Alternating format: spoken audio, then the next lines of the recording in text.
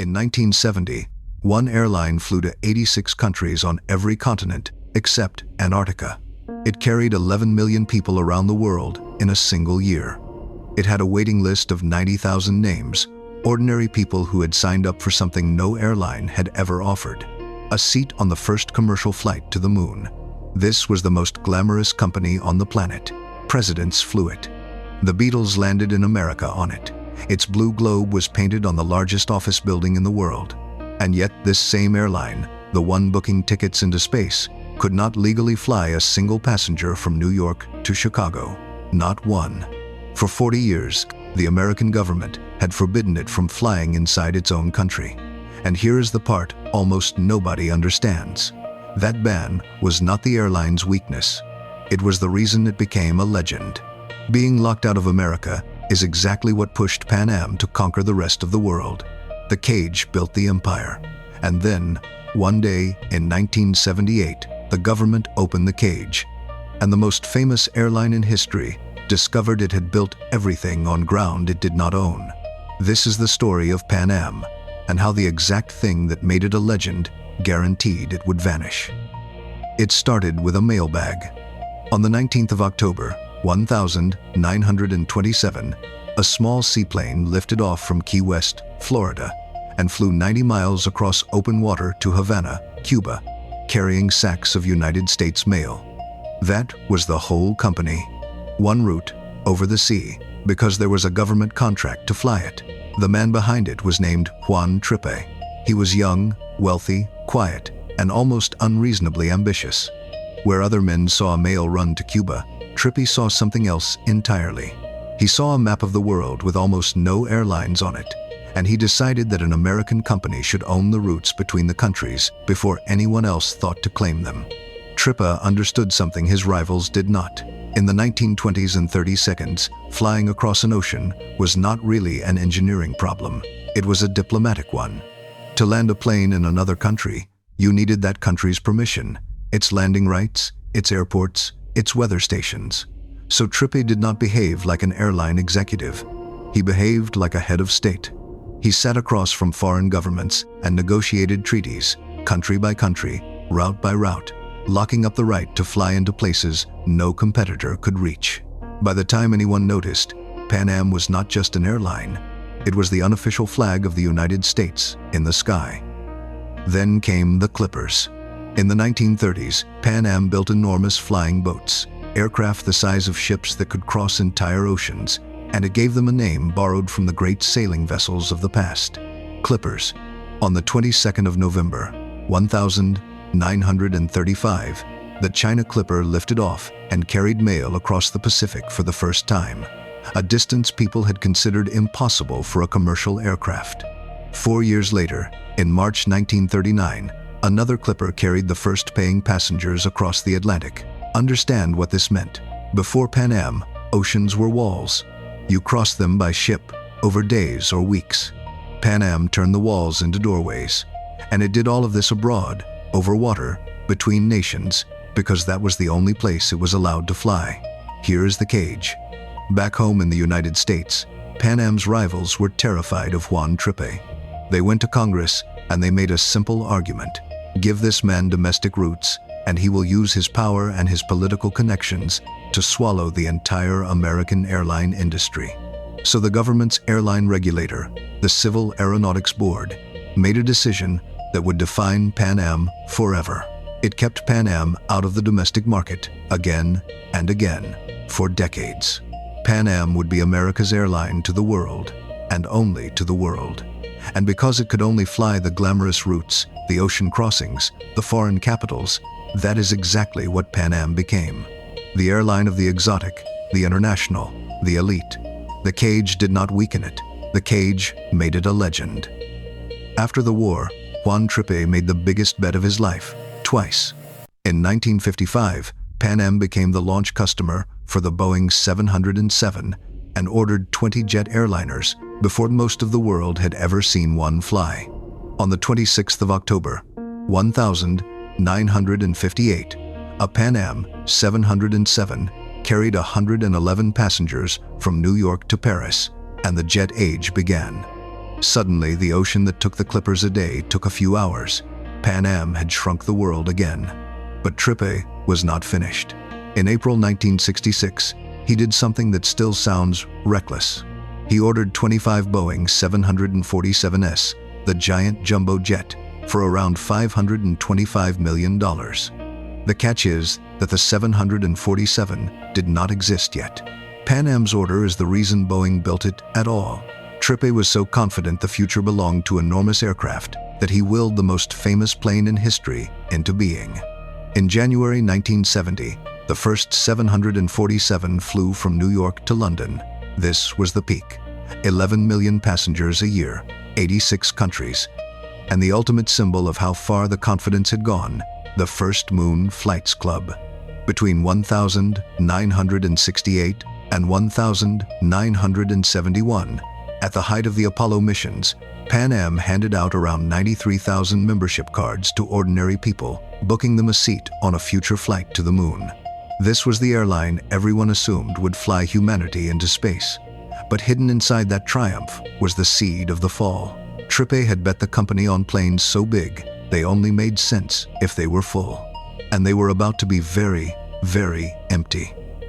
To see why Pan Am was doomed, you have to understand what it actually was and what it was not. Every other big American airline was built the same way. It had a strong home network inside the United States. Hundreds of domestic flights carrying millions of Americans between their own cities. Those passengers were the foundation. A traveler in Denver flying to Chicago on United could, on the same ticket, connect onward to a flight overseas. The domestic network fed the international one. It was the ground the whole structure stood on. Pan Am did not have that ground. It had been forbidden from building it. Aside from a few routes to Hawaii and Alaska, Pan Am had no domestic system at all. When a passenger finished a Pan Am flight from London and landed in New York, and then needed to get to Denver, they had to walk over to a competitor and buy another ticket. Pan Am handed its own customers to the very airlines that wanted it dead. For decades, this did not matter, because Pan Am had a monopoly on the glamorous international routes, and no American rival was allowed to compete. The cage protected it. As long as the rules held, Pan Am's missing foundation was invisible. It looked like the strongest airline in the world. It was actually the most exposed. It was a magnificent tower built on rented ground, and it had no idea that the lease was about to be canceled. The cancellation came in 1978. It was called the Airline Deregulation Act, and on paper, it was good news for travelers. For decades, the government had controlled which airline could fly, which route, and what it could charge. Deregulation swept that away. Airlines were now free to fly wherever the market would let them and charge whatever they liked. For Pan Am, this was a death sentence written as a gift. Overnight, the wall that had protected Pan Am's international monopoly came down. Every powerful domestic airline in America, the ones with the huge home networks Pan Am had never been allowed to build, could now fly overseas too. And they had the one thing Pan Am lacked. They could fill their international flights with their own domestic passengers, fed in from 100 American cities. Pan Am had spent 40 years being the best in the world at exactly one thing, and now everyone was allowed to do that one thing, with a foundation Pan Am did not have. Pan Am understood the danger and made a desperate move. In January 1980, it bought a domestic airline called National Airlines for $437 million, trying to build overnight the home network it had been denied for decades. It was a disaster. National flew mostly up and down the American coast, the wrong direction, and its routes barely connected to Pan Am's ocean gateways. Pan Am had overpaid enormously for a network that did not fit, and it had done it with borrowed money. Now it had the debt, and still not the foundation. What followed was the slow, humiliating sale of an empire, one crown jewel at a time. To pay the debt and cover the losses, Pan Am began selling the things that made it Pan Am. In 1980, it sold its own headquarters, the towering Pan Am building in the heart of Manhattan, the one with its name on the Manhattan skyline, for around $400 million. Then, it sold its global chain of intercontinental hotels, the empire of luxury it had built alongside the airline. And then came the sale that told everyone the end was near. In April 1985, Pan Am sold its entire Pacific division, a full quarter of its global network, its Tokyo hub, its planes and thousands of its people, to a rival, United Airlines, for $750 million. Think about that. Juan Trippe's China Clipper had opened the Pacific to the world in 1935. 50 years later, Pan Am was handing that same ocean to a competitor just to survive another year. Each sale bought a little time and made the company smaller and weaker. It was an airline eating itself. The glamour was still there in the blue globe and the white gloves, but behind it, the money was pouring out and the roots were disappearing. Pan Am was no longer building an empire. It was auctioning one off, piece by piece, hoping the buyers would keep it alive just long enough to find a way out. There was no way out. And then, on the 21st of December, 1988, the final blow came from the sky. Pan Am Flight 103, a jet flying from London to New York, exploded over the small Scottish town of Lockerbie. 259 people on board were killed, 190 of them Americans, along with 11 people on the ground, 270 lives in total. It was a terrorist bombing, and it was one of the darkest days in aviation history. For the families, it was an unspeakable loss. For the airline, already bleeding to death, it was the end of any hope.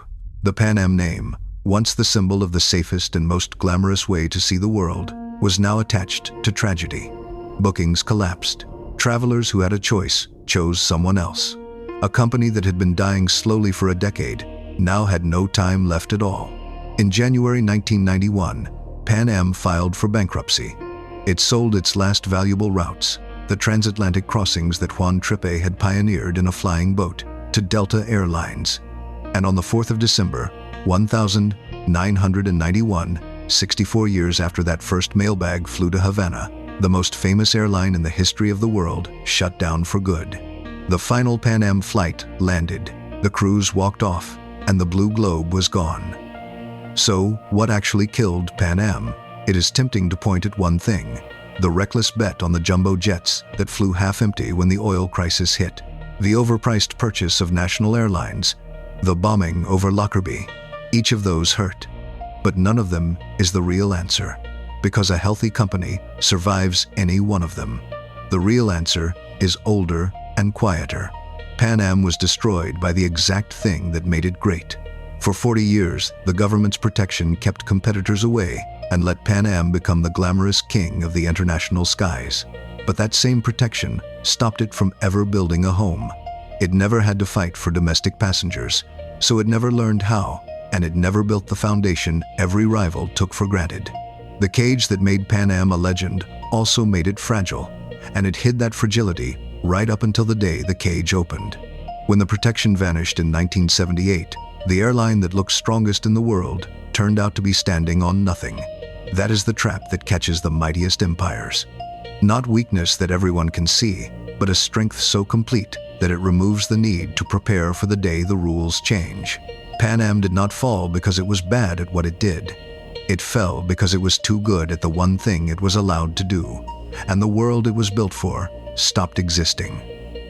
Pan Am spent its whole life being protected from a fight, and when the fight finally came, it had never learned to stand on its own.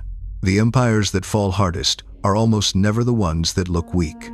They are the ones that looked untouchable, right up until the ground they were standing on disappeared. If you want to see it happen again, in another industry, with another giant that everyone assumed would rule forever, the next story is already waiting for you on this channel. Subscribe and watch the next